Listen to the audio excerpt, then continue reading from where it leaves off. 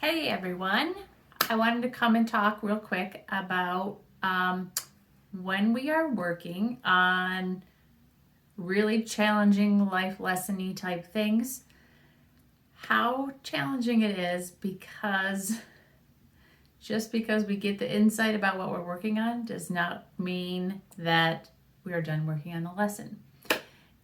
And the funny story of this is I want to share with you how that came to be reminding me through my burrito. Yes, you heard me right, my burrito. So it's a funny story in many ways, and I find it is continuing to keep coming around to me. So which is why I'm wanting to make sure I'm sharing it with everybody today. So some of you might have heard in a different video me talking about how my family and I had been trying to buy a new home for 3 years. And in that 3 years, 6 different offers on houses, some of them well above asking. And I couldn't figure out, like, why am I not manifesting this? What are we running into that's keeping us from getting the new house? And so I had sat down in meditation and really had to sit with the thought of, if I imagine myself in my new house, how do I feel in the new house? And I, talked about feeling like, oh, I feel so excited.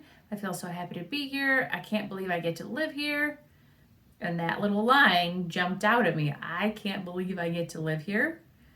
Shows me that there was still a part of me that was not believing that I deserved a new house. Otherwise, I should totally be able to believe that I live in a cool house, right? And that in that meditation, I had that little piece come up, and I'm like, oh, there's the key right there. And then the thought that followed after that was basically, why would I believe that I get to have a really cool new house if I can't even get my own mom to love and pay attention to me?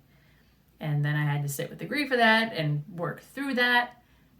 And then I got the new house, right? So one might think, like, cool, Lisa learned her lesson. And, she no longer has to worry about whether or not she believes she deserves things. Except that's not how our really hard lessons work. So after, having moved into the new home and trying to get things unpacked and settled, which, side note, takes way longer than anybody ever thinks it will, at least for me. What I noticed after a while was like, God, I'm just in this funky mood. Like, I should be happy. I'm in my new home. And I was just irritable. And so again, I come and I sit in meditation to try to uncover, like, what is really going on here? So in this meditation, I sat there and I'm like, okay, I'm irritable. Let me just allow myself to feel irritable so that I can try to dig down to, like, what is really going on? But first I have to allow myself to be irritable. So I sat, and it's weird that I'm calling it meditation, but I still call it meditation. And was like, I don't like this part about the house, and then I don't like this part about the house. And just was kind of like bitching and complaining, but trying to allow that space. So eventually, what I come down to when I dig down, and this took an hour, honest to goodness, this took probably an hour of me allowing myself to bitch and complain. Of course, my mind wanders still, but like by the time I get to the bottom of it, honest to goodness, took about an hour. So what ended up coming up for me was, Lisa, this is that same lesson. The home that we moved into is very nice. And we kind of, in moving in, were like, they had kind of painted, I don't know, I'm going to say somewhat recently, like everything is a neutral color. It looks fairly fresh of paint, but it's not actually the color that I would prefer, right? But we moved into the home feeling like, we don't have to do a whole lot because, everything is like pretty well done. Everything is pretty well done, but it doesn't make me happy, happy, happy. My old belief system likes to tell me that, again, Lisa, you don't get to have great, you just get good enough, right? That's the same lesson that I worked on, in order to get the house, right? That I only get good things and not great things. And why would I believe I deserve great things if you can't get your mom to love you? So it was that again in a different form, where like, just because I do have a really nice home and it is nicely painted, the old me still feels like I have to settle for the colors that it already is, instead of hiring someone to come and paint the colors that would actually bring me joy. And so I'm like, oh, it's that thing again of like, you don't believe that you deserve good things. Cool. It's Lisa, okay, remember you're allowed to ask for what you really want.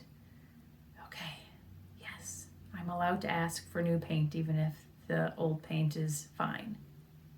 Okay. So I end that meditation. I go to make myself lunch. I microwave 2 frozen burritos. The instructions for the frozen burritos say like, microwave it for 1 minute. I have 2 frozen burritos. So let me give it a little extra time because there's more food there, right? Let me microwave it for 1.5 minutes. Okay. So microwave the burritos, I go get them, I sit down at the desk and I'm eating and multitasking at the same time. I'm sure on Facebook or something. And I start eating the burritos. And first bite or 2 is okay, but then I get to the middle of the burrito and I'm like, God damn it, it's still like frozen. And I'm like, God damn it, it's still frozen. I keep eating it. So I like keep eating it and I'm bitching about it. And at some point I like pause and I actually laugh out loud to myself of like, oh my God, what are you doing? Did we not just hear this lesson? You're allowed to ask that your burrito is not frozen when you eat it. Stop complaining. Go heat up your freaking burrito again. Right? Here's why I'm saying this, guys. When we're working on a really hard lesson, that is how often we need to be aware of it and work on it. I just left meditation, had the aha of like, you need to be okay with asking for what you really want. It's okay. And then I literally, within 10 minutes, it's right back again. Our old patterns are so habitually a part of the way that we think that it pops up a lot. I'm not saying that to discourage you guys. I'm saying it because I want for you to be kind and gentle and graceful with yourself. Of when it's a big, hard lesson, it's going to come around a bunch of times and we're going to screw it up and eat a semi-frozen burrito for a minute before we catch it.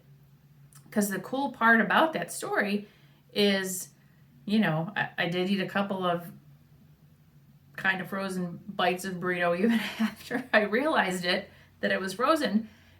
But still fairly quickly, I caught like how ridiculous that was and stopped myself and chuckled and then went and heated it up again. So I got better and did it quicker in that particular lesson because it was a little bit more in the forefront of my brain. So we do get better at them. We can catch things quicker. We can self-correct a little bit more easily. But we first just have to be honest with ourselves about what some of our old belief patterns are and how they don't serve us. We don't want to keep them in, I'm pausing on that because I'm like, I don't want to like keep repeating the old pattern again and again and again, because law of attraction stuff means we don't want to keep inviting it. But we do have to be aware of it enough to catch it.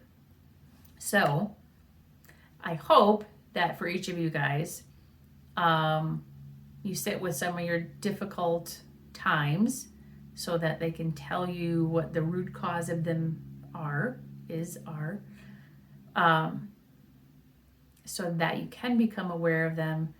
You can catch them more and more easily, and be graceful with yourself as you're doing it. That we're not going to like turn off that switch in most cases, most times when it's a big, hard lesson. We got to be graceful with ourselves. Sometimes find the humor in it when we're eating frozen burritos. So I hope that you guys take time to check in with yourself about what's really going on. Be aware of your patterns so that you can lovingly and gracefully start to choose differently. And I wish each of you guys fully cooked burritos from here on out. Peace out, guys.